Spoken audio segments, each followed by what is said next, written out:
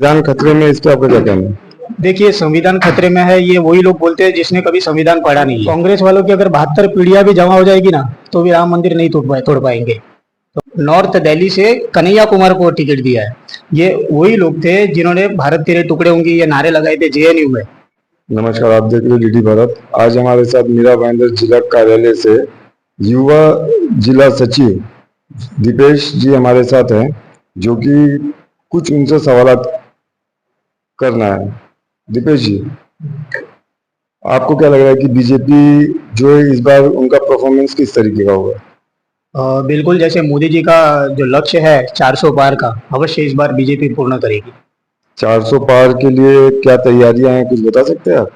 तैयारियां तो बहुत है, जगह जगह प्रचार हो रहे हैं। और बीजेपी ने जो कार्य किए हैं अब तक, जैसे 370 का मुद्दा हो या राम मंदिर का मुद्दा हो, ट्रिपल तलाक जैसे मुद्दे हो, तो अवश्य ऐसा लग रहा है कि 100% बीजेपी का 400 पार होना निश्चित है। तो why to vote BJP? BJP को वोट क्यों दें, आप जरा बता सकते हैं? देखिए, बहुत सारी चीजें जिसने बीजेपी ने करके दिखाया है। बहुत सारी चीजों में कुछ नाम गिना सकते हैं? बिल्कुल बिल्कुल, मैं डिटेल्स में बताना चाहता हूँ। जैसे एक तो 370 का मुद्दा था, जो अकल्पनीय था। मतलब किसी ने सोचा नहीं था कि कश्मीर को कभी हम भारत का हिस्सा हम बना सकते हैं। लेकिन एक जब से हमारी सरकार आई, तब से अमित शाह जी ने जो बयान दिए कि पीओके और कश्मीर हमारे भारत का हिस्सा है, और 370 को अवॉर्ड किया इन्होंने, और ये बहुत बड़ा मतलब एक जीत था हमारे लिए। और दूसरी बात कि राम भगवान का जो मंदिर है, अभी ये तो ऐसी बात हो गई, कांग्रेस की सरकार जब थी 2007 में, टाइम्स ऑफ इंडिया का आर्टिकल है, आप चेक कर लेना। 2007 में ये लोग ने सेंट्रल गवर्नमेंट में, लोग ने कहा है कि राम जी का कोई अस्तित्व ही नहीं है। और राम जी के अस्तित्व पे प्रश्न उठाया कांग्रेस ने, और आज ऐसे दिन आ गए कि इनके ही अस्तित्व पे अभी सवाल उठने लगेंगे। ये इलेक्शन जाने दीजिए, फिर पता चल जाएगा। तो ये बताए, तो अभी तक ये क्लेरिफाई नहीं किया आपने कि वोट क्यों दे बीजेपी को। कुछ तो आप इसमें डिस्क्रिप्शन में कुछ बता सकते हैं? ये तो मुद्दे जो धर्म के मुद्दे थे, ये धर्म के मुद्दे को ही लेके ही तो वोट करना है। जैसे सिर्फ धर्म के मुद्दे नहीं थे, और भी कितने योजनाएं है, आयुष्मान जैसी योजना है। जब कांग्रेस की सरकार थी तब 1.5 लाख तक का ये लोग ने राजीव गांधी योजना आरंभ किया था।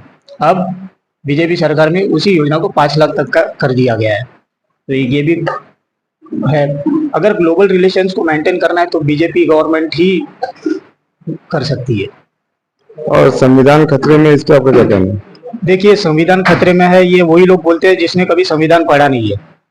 एक आर्टिकल बता दो संविधान का हमें जिसमें बताया हो कि संविधान खतरे में। जैसे चलो फंडामेंटल राइट्स की बात करें, जितनी बार 80 टाइम्स कांग्रेस की सरकार ने संविधान को अमेंड किया गया, 80 टाइम्स। और 1975 में इंदिरा गांधी की जब सरकार थी, तब इमरजेंसी लागू करके संविधान खतरे में कर दिया था। और चलो, ये अगर संविधान को इतना मानते ही है, तो गौ हत्या जैसे जो मुद्दे हैं, आर्टिकल 48 गांधीयन प्रिंसिपल कहा गया है, जो पार्ट 4 का पार्ट है कॉन्स्टिट्यूशन का, तो वो कभी मानते नहीं है, और विक्टिम कार्ड करके हमेशा कॉन्स्टिट्यूशन को आगे कर देते हैं। तो संविधान कोई खतरे में नहीं है। बीजेपी उल्टा बीजेपी के वजह से ही संविधान टिका हुआ है। जिस दिन ये मेजोरिटी में आ जाएंगे तब नष्ट हो जाएगा। स्टार्टअप इंडिया मिशन पे आप क्या कहना चाहेंगे? देखिए, स्टार्टअप इंडिया मिशन जो है, उस पे मुद्रा लोन, जो एक मुद्रा लोन नामक जो वो लोन है, वो युवाओं को दिया जा रहा है, जिनको जो स्टार्ट करना है, खुद का कुछ बिजनेस स्टार्टअप करना है। अभी तक कितने युवाओं ने इस स्कीम का लाभ लिया हुआ है, कुछ बता सकते हैं? अब तक ग्लोबली इस पे डेटा पे जो है, कुछ 1.5 लाख से ज्यादा लोगों ने, युवाओं ने इसका लाभ लिया है। कितने सालों में 1.5 लाख लोगों ने लाभ लिया है? कब से ये योजनाएं चल रही है? योजना 2018 में लागू हुई थी। 2018-19 के बीच में जब लागू हुआ था, तब उसके बाद से बहुत लोगों ने अप्लाई किया है, और बहुतों को इसका बेनिफिट्स भी मिले। और ट्रिपल तलाक पे आपका क्या कहना है कि ट्रिपल तलाक का एक जो मुद्दा है, ये शाह बानो जो केस हुआ था, मोहम्मद अहमद खान और शाह बानो, ये हस्बैंड वाइफ थे।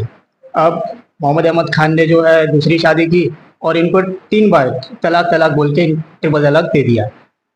अब बात ऐसी आ गई, ये मैटर गया कोर्ट में। सुप्रीम कोर्ट ने शाह बानो के फेवर में ये केस किया था, मतलब शाहबानो के फेवर में दिया था वर्डिक्ट। लेकिन वो टाइम पे राजीव गांधी ने क्या किया, पूरा पार्लियामेंट की पावर से इस वर्डिक्ट को मुस्लिम के जो पक्ष में है, ऑल इंडिया मुस्लिम बोर्ड, उनके फेवर में कर दिया और वहाँ पे हारना पड़ा शाहबानो को। तो ये मोदी सरकार के कारण ही ट्रिपल तलाक को बैन किया गया। तो ये हमें गर्व है मोदी जी पे। तो आपको लगता है ट्रिपल तलाक लाने से जो है उनके लेडीजों का सबका वोट बीजेपी पे ट्रांसफर हो सकता है? 110%। अगर उनको कोई सुरक्षा की गारंटी दे सकता है तो सिर्फ मोदी जी ही दे सकते हैं, अन्यथा कोई मार्ग ही नहीं है उनके पास। लेकिन विपक्षी पार्टियों से ये माना जा रहा है कि हमेशा आरोप लगते रहते हैं कि बीजेपी जो है धर्म की राजनीति करती है। धर्म की राजनीति शुरुआत कौन करता है? शुरुआत वही करते हैं।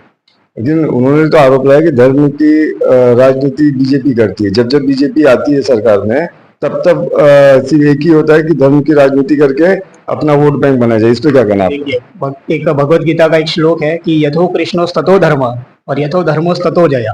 जहाँ कृष्ण है वहाँ धर्म है और जहाँ धर्म है वहाँ जीत है।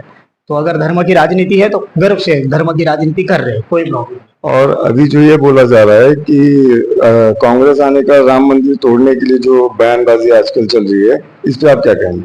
उन कांग्रेस वालों की अगर 72 पीढ़ियां भी जमा हो जाएगी ना तो भी राम मंदिर नहीं तोड़ पाएंगे। तो अभी है हमारी संगठन अभी है बीएचपी, पहली बात तो आएगी ही नहीं, तो प्रश्न ही नहीं उठता। नहीं, अगर बाय लगाकर आती भी है आज नहीं इन फ्यूचर में, तो क्या राम मंदिर पे कोई आंच आ सकती है? बिल्कुल भी नहीं, ये अकल्पनीय बात है, कुछ पॉसिबल ही नहीं है। राम मंदिर पे कितना बड़ा ये हो जाएगा बताए उस पर। तो ट्रिपल तलाक पे और कुछ बता सकते हैं आप? ट्रिपल तलाक के जो बैन किया गया उसके ऊपर जो मोदी जी ने जो एक्शंस लिए हैं ट्रिपल तलाक बैन करके, ये बोलते ना, ये शरिया लॉ जिनके ऊपर ये लोग चलते थे, शरिया लॉ हो गया, ऑल इंडिया मुस्लिम पर्सनल, इनके मुंह पे तमाचा मारा है और ये होना चाहिए था। अगर ये देश डेमोक्रेसी पे चलता है तो कानून सबके लिए एक होना चाहिए। तो इस हिसाब से मोदी जी ने जो बैन किया है ये परफेक्ट किया है, इसमें निसंदेह। और टुकड़े टुकड़े गैंग पे आप क्या कहना चाहेंगे? मैं तो हैरान हूँ कि कांग्रेस ने नॉर्थ दिल्ली से कन्हैया कुमार को टिकट दिया है। ये वही लोग थे जिन्होंने भारत तेरे टुकड़े होंगे ये नारे लगाए थे जेएनयू में, और इनको यहाँ पे वहां से कैंडिडेट, लोकसभा का कैंडिडेट बनाया गया। ये तो कांग्रेस को शर्म आनी चाहिए ये सब कार्य। और यहाँ तक कि ये कन्हैया कुमार ने यहाँ तक बयान दिया है, ये आप अगर गूगल करोगे यूट्यूब पे देखोगे ना तो आपको मिल जाएगा कि इसने कहा है कि बॉर्डर पे भारतीय सेना वहां पे महिलाओं का बलात्कार करती है।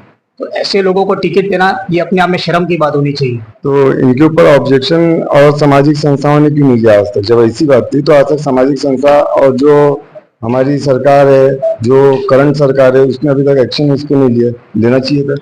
एक्शन लिया, सुप्रीम कोर्ट ने कुछ कहा है, उनके ऊपर भी कार्रवाई हुई थी, यूएपीए करके जो एक्ट लगाया था उनके ऊपर। लेकिन बोलते हैं ना, ये देश डेमोक्रेटिक देश है, तो डेमोक्रेसी के वजह से ही बचे। अगर डिक्टेटरशिप होती यहाँ पे तो अब तो ये जिंदा नहीं होते थे। ठीक है, तो आप थाने लोकसभा के बारे में कुछ बता सकते हैं? थाने लोकसभा में मस्के जी को कैंडिडेट हमारे यहाँ के इलेक्ट किए गए और 100% वो अच्छे मत से जीतेंगे, इसमें निसंदेह कोई।